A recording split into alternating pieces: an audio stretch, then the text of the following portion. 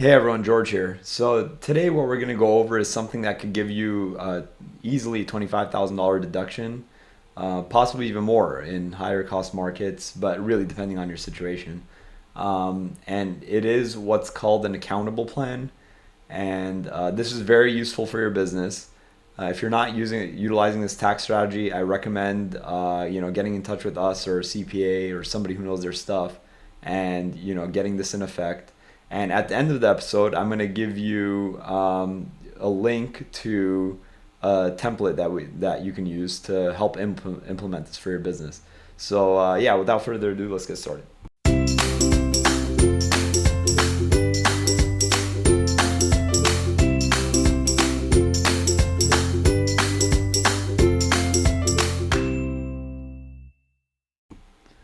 So an accountable plan is basically just a reimbursement system that you set up in your business to pay back yourself or your employees for expenses that you incurred on behalf of the business without counting that as taxable income.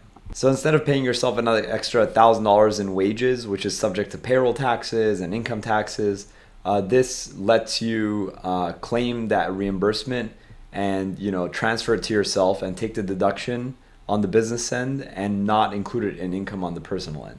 So the IRS says that an accountable plan must meet 3 rules. There's a business connection, you document the business expense, and you return any excess reimbursements. If any of these 3 rules are violated, then they call it a non-accountable plan, and that transfer becomes taxable to you. So what are the typical things that could be reimbursed via an accountable plan? Business mileage, home office, cell phone and internet reimbursement, supplies and tools, client meals and travel, and the list goes on. There's just a whole slew of things that if you incurred it on the personal end in connection with the business, you can basically claim it on an accountable plan. So how do you implement an accountable plan? First of all, you need a written accountable plan document that highlights the policies of your company's accountable plan. And it doesn't need to be anything fancy, even a 1-pager will do. And it needs to state that your business will reimburse employees, including yourself, for expenses that they incur personally on behalf of the business. It also needs to state that the business expenses will be ordinary and necessary, properly documented, and reimbursed within a reasonable time. So at the end of the day, you don't want to just be making one lump sum reimbursement at the end of the year in December or anything. Like, it should be an ongoing thing, throughout the year. In most cases, I see this done monthly with pretty much all my clients. So then you need to set up a reimbursement process. And this doesn't need to be complicated. Again, you could use Google Sheets, a module in QuickBooks Online, but there just needs to be, or even a reimbursement form, there just needs to be some sort of a method where monthly you claim those items that need to be reimbursed, and then that transfer happens ideally monthly. Finally, you need to record the reimbursement. So when those transfers happen, they need to be recorded into their respective categories, such as internet, utilities, what have you. Like whatever, you wouldn't put it in one lump sum accountable plan expense. It would be kind of diversified throughout the categories, the expense categories of the business on the general ledger. Most of my clients are in San Francisco, Los Angeles, and Orange County, so these are higher cost markets. And usually, when all is said and done, I see roughly $25,000 to $50,000 at the very most, not more than that, in accountable plan expenses that are being run through.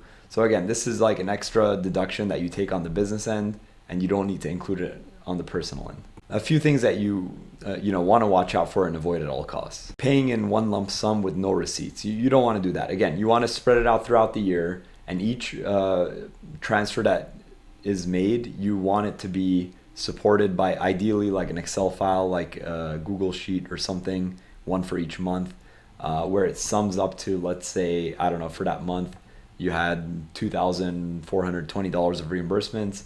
And then, you have all the various itemizations that sum up to that 2420 and a transfer in that 2420. Not returning excess advances. This should be spelled out in your policy. I don't really have this problem with my clients, but if there is some sort of an excess advance, it needs to be returned technically. You don't want to reimburse personal expenses. Again, if there's a business connection with these expenses, that's all fine. But you walk a gray line. You don't want to be reimbursing your children's birthday party that you threw somewhere. Forgetting to date and document receipts. Again, documentation is king, with the IRS. So like anything over $75, and I have an episode on this, remember, just take a photo with your phone. That's as simple and easy as it gets. You don't need any fancy extra apps that crash on you and take forever to work. Just any receipt over $75, just snap a photo with your phone. Every now and then you could reorganize all those receipt photos into a folder on your phone. That's what I highly recommend. Anything under $75, you're technically not required to keep documentation for, like receipts, unless it's travel and lodging.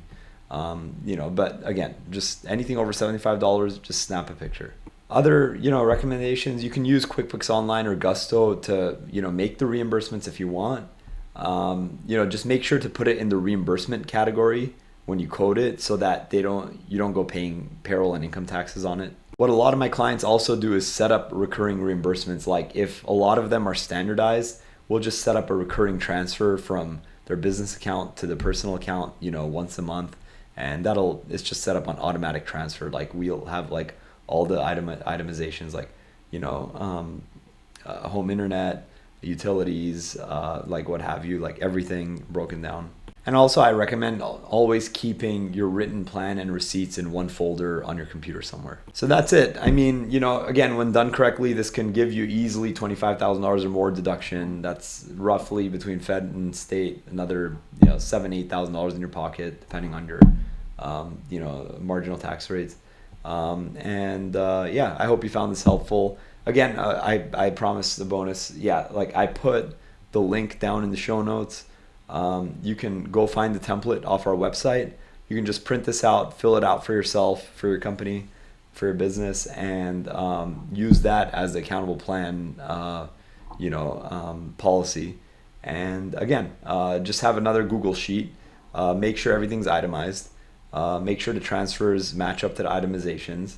And as long as you have the policy in place, the monthly reimbursement sheet, and the actual cash transfer all within the year, you should be good to go. It's a pretty simple plan. It can easily get you another 25,000 plus. So I hope you found this helpful. Click like, subscribe, turn on notifications for any updates, and hope to see you in the next one.